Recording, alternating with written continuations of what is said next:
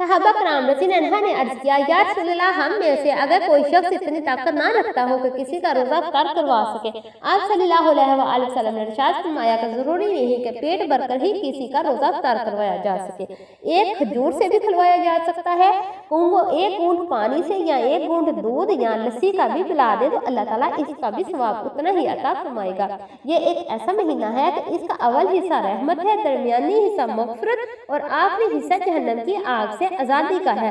जो शख्स इस महीने में अपने गुलाम और नौकर के बोझ को हल्का कर दे तो अल्लाह ताला इसकी मग़फ़िरत अता फरमाएगा और आग से आज़ादी अता फरमाएगा। इस महीने में 4 चीज़ों की कसरत किया करो, कलमा तैयबा और इस्तिग़फ़ार की कसरत करो, और दूसरी 2 चीज़ें ये हैं कि जहन्नत की तलब करो और जहन्नम की आग से पनाह मांगो। जो शख्स किसी रोज़ेदार को इफ्तार कराते हुए पानी पिलाएगा तो अल्लाह ताला मेरे हौज़ कौसर से इसका ऐसा पानी पिलाएगा कि जिसके बाद जन्नत में दाखिल होने तक इसे